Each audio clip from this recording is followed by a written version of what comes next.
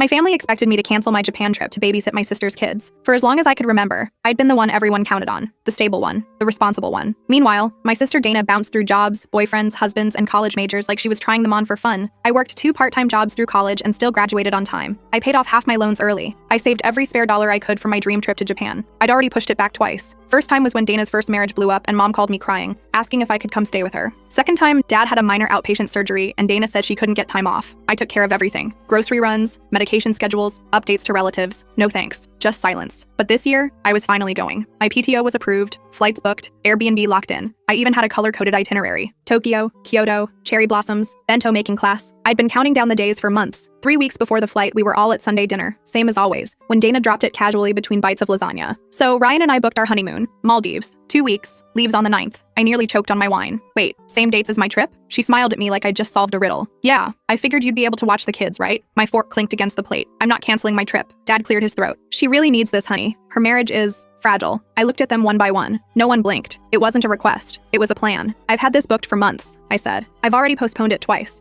I'm not doing it again. Dana pouted like a child. I thought you loved my kids. Mom leaned forward. You're the only one we can trust with them. I stared at her. You didn't even ask me. The room went cold. Nobody said a word for a long second. Then Dad muttered something about sacrifices and how family helps family. The next day, it started. First came the texts. Cousins I hadn't talked to in years messaging me about doing what's right. One of them even called me the cool aunt and said I was breaking the kids' hearts. I knew exactly where that came from. Dana had posted some vague Facebook status about being abandoned by her only sister. Then Mom started calling daily, sometimes crying, sometimes offering to cover the cancellation fee. She even dropped off a bag of trip snacks at my apartment like that would make it easier to give up. Then Dana showed up, with the kids. She didn't warn me, just knocked and waited while they stood there in matching pajamas. The youngest, Lily, looked up at me and said, "Don't you want to stay with us? We'll be so good." I shut the door and cried for an hour. I wasn't mad at them. They didn't even know what they were asking. I found out later Dana had already booked non-refundable tickets. She never even considered the chance I might say no. 2 days before my flight, Mom invited me to dinner. Said she wanted to talk, just us. When I showed up, the house was full. Grandma, aunts, Dana's church friend. They all had things to say, all soft voices and fake smiles. Stuff like, "It's just one trip," and "Those kids need you more." I stood up in the middle of it. I couldn't sit still anymore. I told them everything. Every holiday I missed to babysit. Every time I loaned Dana money and never got it back. Every moment I put her first. And then I asked, when has she ever done that for me? The room went quiet. Grandma looked down at her hands. Aunt Sarah nodded slowly. Dana stormed out. Mom and Dad followed. Some people stayed. A couple apologized. Grandma hugged me before I left. Said she was proud. 2 days later, I boarded my flight. No guilt, no shame, just freedom.